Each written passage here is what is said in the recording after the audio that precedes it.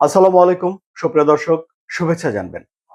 Russia Ukraine যুদ্ধ বন্ধ হতে চলেছে এবং শিগগিরই এটি শেষ হয়ে যাবে। এই কথাটি বলেছেন রাশিয়ার প্রেসিডেন্ট ভ্লাদিমির পুতিন।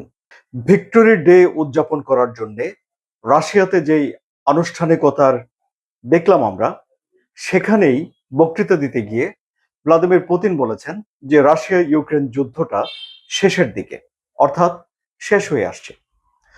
তাহলে দুই পক্ষের মধ্যে কোনো রকম চুক্তি হয়নি, কোনো রকম আলাপ আলোচনা হয়নি, এবং আমরা জানি যে যুক্তরাষ্ট্রের নেতৃত্বে রাশিয়া ইউক্রেন বন্ধ করার জন্য যে শাটল ডিপ্লোমেসি চলছিল সেটাও বন্ধ আছে।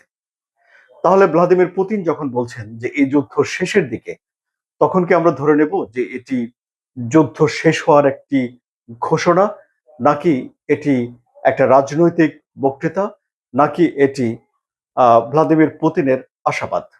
এই বক্তব্য থেকে আসলে আমরা কি বার্তা নেব, সেটি এখন একটা বড় বিবেচনার বিষয় হয়ে দাঁড়িয়েছে।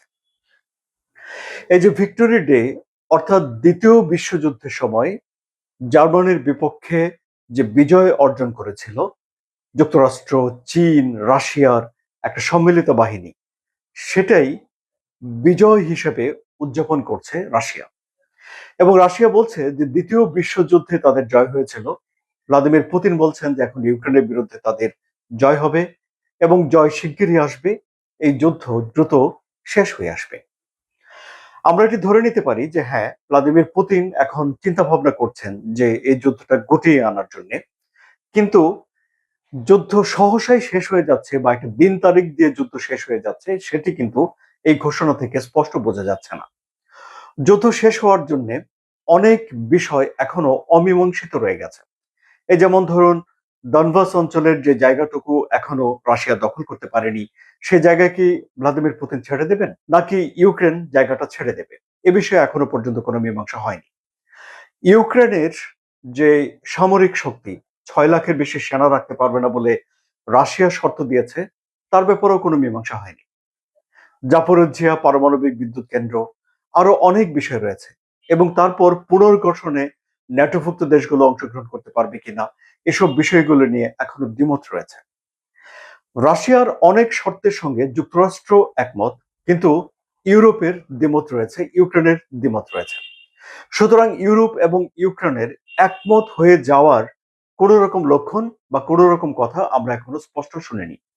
সুতরাং ভ্লাদিমির পুতিন যে কথাটি বলেছেন, এটি যুদ্ধ বন্ধ করার জন্য এক পক্ষের একটা ইতিবাচক মনোভাব হিসেবে বিবেচনা করা যেতে পারে।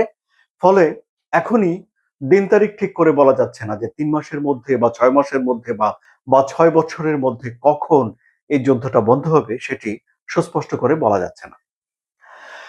গত বছরও রাশিয়া এই বিজয় দিবস উদযাপন করেছিল এবং তখনও একটা যুদ্ধবিরতি হয়েছিল, এবং তারপরেও 1 বছর ধরে কিন্তু যুদ্ধটা চলল।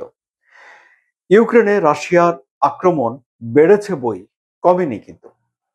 এবারও একটা 3 দিনের যুদ্ধবিরতি সেখানে উদযাপিত হচ্ছে 9, 10 এবং 11 মে, এবং এই দিনের ভেতরেই রাশিয়া তাদের এই অনুষ্ঠানটি করছে।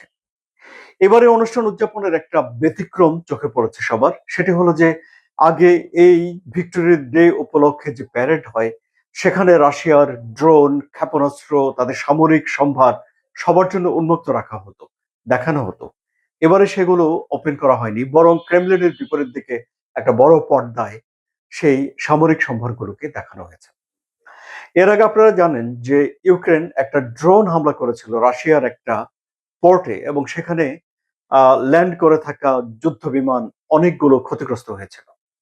ওই ঘটনার সঙ্গে বা ওই স্মৃতির সঙ্গে এইসব সিদ্ধান্তের কোনো যোগসূত্র আছে কিনা সেটি আমরা জানি না, কিন্তু আমরা রাশিয়াকে অত্যন্ত সতর্ক একটা অবস্থানে থাকতে দেখছি। তাহলে রাশিয়া ইউক্রেন যুদ্ধের ভবিষ্যৎ এখন কি হচ্ছে? ডোনাল্ড ট্রাম্প তো ব্যস্ত তার নিজের যুদ্ধ নিয়ে ইরানে। তাহলে এই যুদ্ধ কে থামাবে? প্রশ্ন থেকেই যাচ্ছে। আলোচনা কেমন লাগলো? যদি ভালো লাগে তাহলে সাবস্ক্রাইব করে চ্যানেলের সঙ্গে থাকুন। ধন্যবাদ সবাইকে।